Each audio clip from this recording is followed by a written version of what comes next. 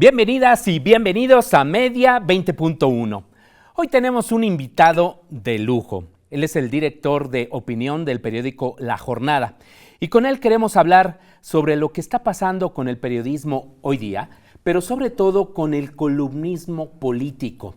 Ahora sí que el columnismo político en la era de la 4T. ¿Qué está ocurriendo con los medios impresos en este caso? Aunque también nos interesará conocer cuál es su percepción de lo que está pasando con los medios en general. Y como cada semana, antes de la entrevista, le invito a ver algunos de los hechos destacados en materia de medios y telecomunicaciones con la periodista Paulina Gómez. En el mismo Foro Internacional de Medios Comunitarios e Indígenas se habló de la relevancia de la participación de las mujeres en las radios comunitarias e indígenas. Kenia Berenice Enrique Velázquez, de Ojo de Agua Comunicación, dijo lo siguiente. Y bueno, sobre la pregunta, ahora sí, ¿cómo es que impacta positivamente en la participación de las mujeres en la radio? Pues desde el primer momento en el que estamos ahí, ¿no? Cuando es un espacio solo de hombres, es una energía completamente distinta y al pararse una mujer ahí, cambia la energía como tal. Por su parte, la representante nacional de las redes de mujeres AMARC MX, Aide Navarro González, se refirió así al emprendimiento de proyectos radiofónicos impulsados por las mujeres. Las mujeres finalmente son no únicamente las que administran la casa, no somos las que administramos la casa únicamente, somos también muchas veces las que estamos al frente de una radio comunitaria, fundadoras de radios comunitarias. Y vale la pena decir, ¿no?, que dentro de estas concesiones de uso social comunitario está una radio feminista y que no es cualquier cosa, ¿no? El poner este apellido, el poner este mote, ¿no?, a los ejercicios que realizamos causa rupturas, causa fragmentaciones al interior de los colectivos. También la semana pasada se llevó a cabo la primera Cumbre Iberoamericana de Medios Públicos, una iniciativa de la Asociación de Televisiones Educativas y Culturales Iberoamericanas, ATEI, y en la que participaron 45 medios de comunicación de 15 países. Al término de la cumbre, se firmó la Carta Guanajuato por la Cultura Universal, la Ciencia y la Innovación, cuyo fin es impulsar contenidos que rescaten y promuevan la cultura y los avances científicos de la región iberoamericana. También la ATEI firmó un convenio con la Red Mexicana de Periodistas de Ciencia con el objetivo de compartir información y contenido que permita una mayor cobertura de divulgación y expandir el conocimiento desde una universidad virtual a través de la Universidad de Guadalajara y otras instituciones que podrían sumarse desde diversos puntos de Iberoamérica. En este encuentro de medios públicos en el que participó TV UNAM, se realizó la tercera edición del certamen audiovisual iberoamericano, en el que la producción Hormigas Zombie de nuestra universidad fue la ganadora en la categoría Microrrelato para redes sociales. En largometraje documental se llevó el premio una producción sobre María Izquierdo realizada por Canal 44 de la UDG y Canal 22. Muchas felicidades. Estas fueron las noticias de la semana. Regresamos con Gabriel Sosa Plata para más información en el estudio de Media 20.1. Muchas gracias a Paulina Gómez y maestro Luis Hernández Navarro. ¿Cómo estás? Qué gusto saludarte. Pues el gusto Bienvenido. es mío. El gusto es mío, Gabriel. Muchas gracias por tu invitación para estar hoy aquí contigo. Oye, maestro, bueno, Luis me pidió, hay que decirlo, me pidió que no dijera maestro, pero la verdad es que te respetamos mucho por la trayectoria que tienes y recientemente recibiste un reconocimiento justo por tu labor periodística, que es este Premio Nacional Carlos Montemayor 2023. Sí, un premio muy bonito que viene de la obra, la trayectoria de ese gran escritor que fue Carlos Montemayor. Exactamente, y sobre todo por tu trayectoria periodística y tu compromiso que has tenido siempre con las causas sociales. Así es, ese fue el sentido. Es un enorme peso sobre la espalda, ¿no? Tener ese nombre detrás, ¿no? Claro. Como si lo estuviera viendo a uno así, diciendo, a ver. Bueno, A ver si estás haciendo bien tu trabajo. Sí, es la venganza, porque como a mí me tocó ser su editor en el periódico, ya sabes, los editores somos los más odiados por los escritores, que les estamos cortando todo el tiempo el espacio que tienen, las fechas de entrega. Bueno, ahora está ese peso detrás mío con ese premio. Son 26 años de experiencia, en este caso, como coordinador de opinión ahí en La Jornada, pero tu trayectoria ya es de 40 años. Sí, más o más, si quieres, no nos acordamos. Yo comencé trabajando de periodista en una revista deportiva que se llamaba Deporte Color. Y me tocó, uno de mis primeros trabajos fue entrevistar a Muñante, la Cobra, no sé, los que sean viejitos y les gusta el fútbol recordarán. Le habían roto la nariz en un partido y me tocó irlo a entrevistar a su casa. Morenazo, peruano, con la nariz tapada, no entendí nada de lo que me dijo aquel entonces, pero bueno, esa fue mi prueba de fuego, así comencé. Desde entonces, maestro, ¿te ha tocado ver la evolución finalmente también del periodismo? Y yo siento que ahora estamos viviendo particularmente un momento muy interesante en cuanto a la relación entre el poder político, en este caso presidencia, este nuevo grupo que llega al poder, y los medios de comunicación. ¿Tú cómo estás viendo el panorama? Mira, en yo cuanto creo a esta que relación? Es interesantísimo porque antes de la llegada de la 4T, se hablaba de que los días de la prensa escrita estaban contados. Sí. Que todo iba a ser los medios, las redes, que quienes nos dedicábamos a hacer periodismo escrito deberíamos buscar otras actividades o ya de a tiro jubilarnos. Y de repente nos encontramos con un presidente que lee el periódico todos los días y que debate con los periodistas, especialmente con los columnistas.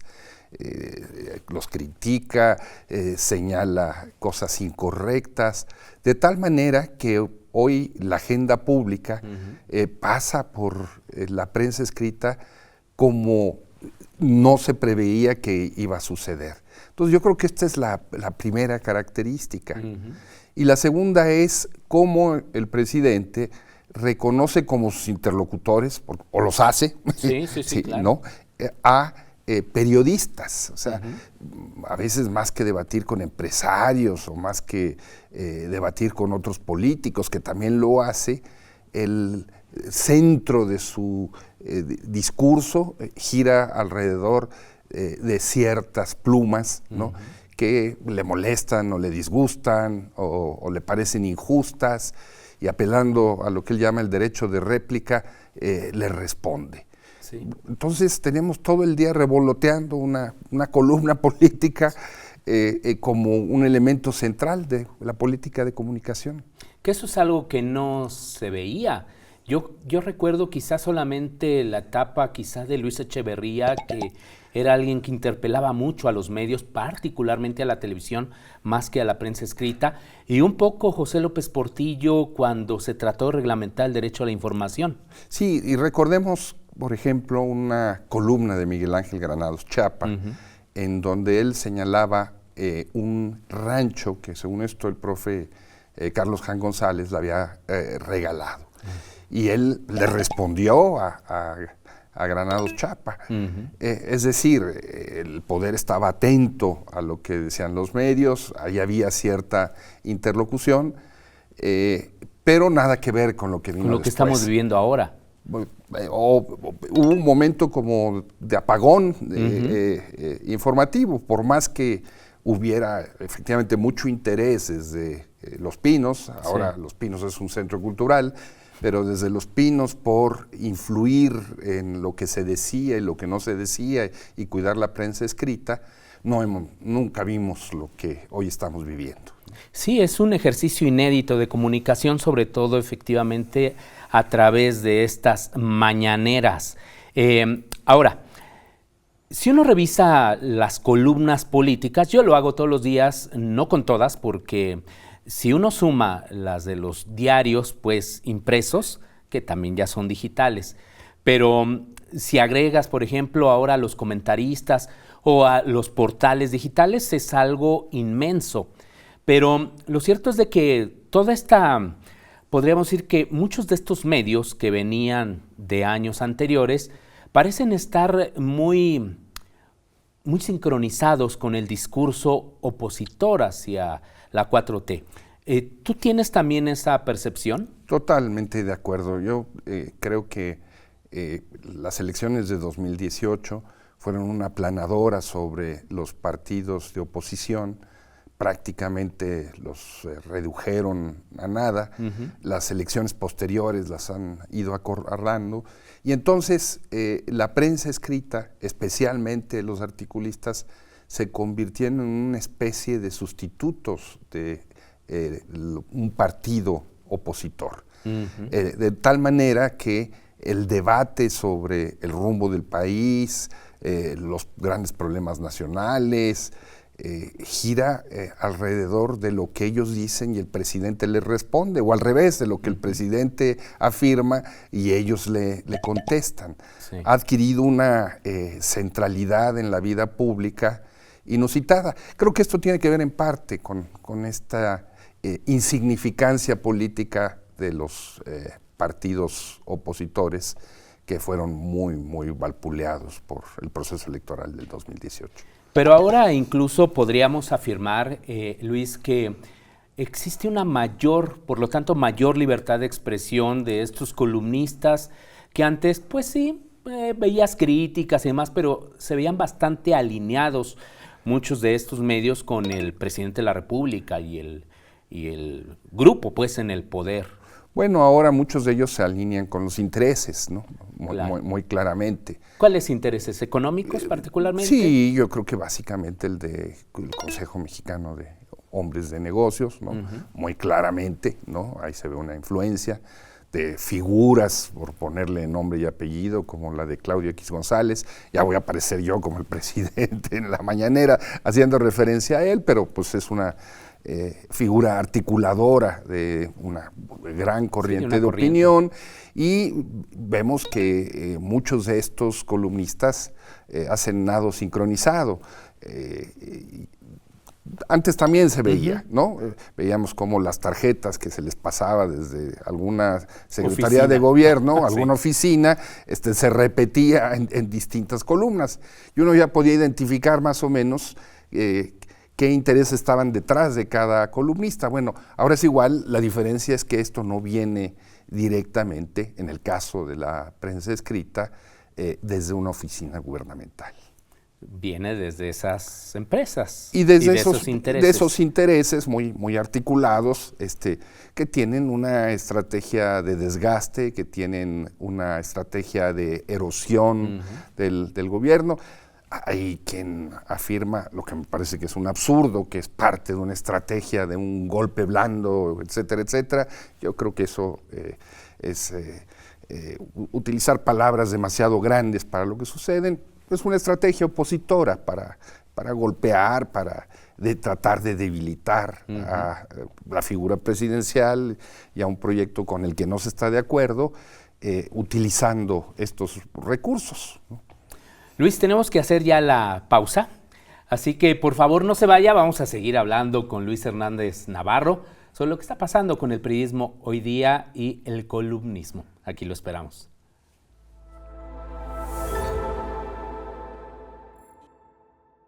La extracción de información de quienes usan Internet es la actividad central de la colonización de las audiencias. Frente a ello, es necesaria una pedagogía del descubrimiento. Esta pedagogía supone reinventarnos como ciudadanía y audiencias mediáticas y digitales. En primer lugar, hay que valorar nuevas estrategias analíticas enfocadas en explorar y verificar información. En segundo lugar, hay que buscar estrategias nuevas, pero viables, asumiendo que el mundo de los algoritmos está redimensionando las coordenadas de lo real. Hay que dejar atrás la trillada idea de que estamos en una época de grandes cambios. Más bien, estamos en un gran cambio de época. Finalmente, debemos asumir la actitud comunicativa de hacer evidente lo que no lo es por sí mismo. Por ejemplo, evidenciar que los medios audiovisuales basan en la misma imagen la evidencia de su certidumbre. Así, es usual que lo que se muestra tenga un gran poder de verosimilitud y deje poca oportunidad para cuestionamientos. Evidenciar también que la rapidez de los intercambios reduce la posibilidad de reflexión. Lo emocional es lo que sobresale. Para todo esto es necesario que una educomunicación contemporánea asuma a la ciudadanía como interlocutora. La pedagogía del descubrimiento debe ser igual para todos, en tanto audiencias e internautas. Ya estamos de regreso en Media 20.1, en esta entrevista a Luis Hernández Navarro, coordinador editorial de opinión del periódico La Jornada y con una trayectoria enorme, por eso es tan respetado el maestro Luis Hernández Navarro. Luis, antes del corte nos platicabas que te parecía un poquito como que subida esta posición en el sentido de que los medios podrían estar actuando como para desestabilizar propiamente este proyecto. Es decir, no se puede llegar a tanto o no es tanto el poder que tendrían para llegar a esta especie de golpe de Estado a través de los medios y otros movimientos políticos y sociales, quizás. No, yo creo, Gabriel, que el presidente tiene el control de las Fuerzas Armadas, ¿no? Lo hemos visto con toda claridad y ha habido un proceso de presencia del ejército y la manera en las instituciones gubernamentales como no habíamos visto hasta antes del general Cárdenas, ¿no? Vemos también que el presidente tiene una relación muy estrecha con los principales grupos empresariales, Carlos Slim, Baileres, Germán Larrea, por más diferencias que puedan aparecer, no hay por parte de estos intereses la intención de golpearlo, ni mucho menos. Yo creo que el presidente ha construido una relación muy fluida, vamos a decirlo así, con los medios de comunicación electrónicos, particularmente la televisión, tanto Televisa, vamos a hacerle publicidad, sí, como TV Azteca, son parte del Consejo Asesor Presidencial. Entonces, lo que me pregunto es de qué hablamos cuando hablamos de un golpe blando, ¿no? Claro. Además, llevan diciendo esto casi desde el principio de este sexenio. Entonces, más que golpe blando, sería un golpe lento, ¿no? Porque pasa y pasa el tiempo, ya va a terminar el sexenio. Y no hay indicadores. No, creo que la función de la oposición es oponerse. Sí. Y lo que están haciendo es utilizar a esos medios de comunicación escritos como la espada para tratar de combatir, de dirimir en la arena pública sus posiciones, pero no hacia una estrategia de corte desestabilizador. Claro. Y es muy peligroso, creo que además estar diciendo eso, porque si alguna vez sucede, que puede llegar a suceder, pues va a pasar como con el cuento del lobo. De ahí viene el lobo, y cuando venga el lobo, entonces ya nadie se lo va a creer. Claro, es cierto, es cierto. Ahora, y en este panorama, ¿cómo se inserta La Jornada? Yo leo todos los días también prácticamente La Jornada, obviamente también checo Reforma, El Universal, yo creo que tú lo haces también como una práctica pues necesaria para saber cómo están los medios impresos, pero a mí me sucede, y te lo he de confesar y lo he de decir también abiertamente aquí a nuestra audiencia de TV UNAM, de que yo leía La Jornada en el sexenio anterior o en los sexenios anteriores para tener una visión distinta y crítica del gobierno.